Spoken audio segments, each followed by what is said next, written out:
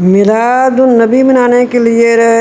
روایت لینی تھی ابو بکر صدیق رضی اللہ تعالیٰ عنہ سے، صحابہ کرام رضوان اللہ اجمعین سے، لیکن روایت لی ہے کہ ابو لہب کے گھر والوں کو خواب آیا ہے کہ انہوں نے ابو لہب کو خواب میں دیکھا کہ وہ کہہ رہا ہے کہ میری جو میں نے انگلی سے اشارہ کیا جب کہ اپنی لونڈی صفیہ کو آزاد کیا تھا، تو وہ جو اس کو میں نے اشارہ کیا جس انگلی سے، تو اس انگلی کو ہر سوار کو مجھے راحت پہنچتی ہے۔ اس انگلی سے جس انگلی سے میں نے اشارہ کیا تھا، اس انگلی کے ذریعے مجھے ہر سوار کو راحت پہنچتی ہے کہ میں نے انگلی سے اشارہ کیا تھا اپنی لونڈی کو آزاد کرنے کے لیے۔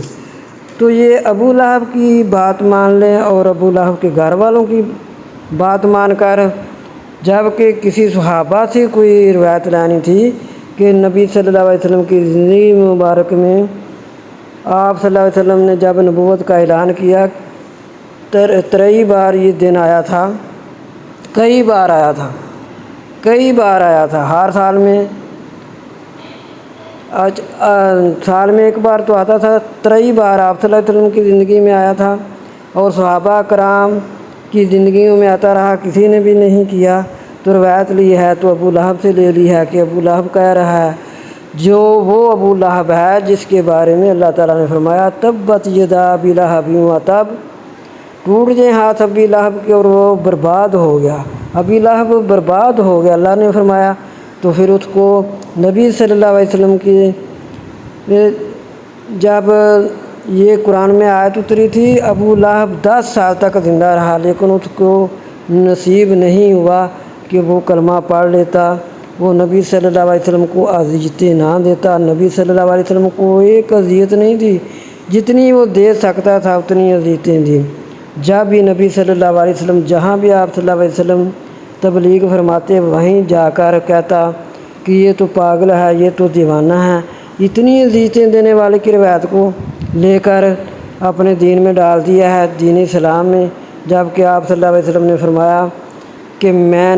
اللہ نے فرمایا کہ میں نے اپنا دین اپنے نبی صلی اللہ علیہ وسلم پر تم پر میں نے مکمل کر دیا ہے، میں نے پسند کیا ہے تمہارے لیے دین اسلام کو۔ تو بہت افسوس کی بات ہے کہ میلاد النبی منانے کے لیے ابو لہب کی بات کو پیش کیا جاتا ہے کہ ابو لہب کو یہ راحت ملی تھی تو ہم بھی منائیں گے تو ہمیں بھی ایسا ہی ہوگا۔ وہ تو کافر تھا، وہ تو اللہ اور اس کے رسول کا دشمن تھا۔ اللہ نے فرما دیا کہ ابو لہب کے ہاتھ ہلاک ہو جائیں، ٹوٹ جائیں، ابو لہب برباد ہو گیا جس نے میرے نبی کی اتنی توہین کی، تو اس کو ایمان نصیب نہ ہوا۔ اور اس کی بیوی جو تھی وہ بھی آپ صلی اللہ علیہ وسلم کو اتنی ہی تکلیفیں دیتی جتنی وہ دے سکتی تھی، انہوں نے کوئی کسر نہیں چھوڑی تھی، ان کی دلیلیں لے کر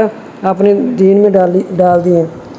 تو اللہ تعالیٰ ہدایت دے، دیکھیں کہ یہ ہم دین میں کیا کر رہے ہیں جو کسی صحابی سے ثابت نہیں ہے، تو ابو لہب کی بات کو آگے بڑھا رہے ہیں۔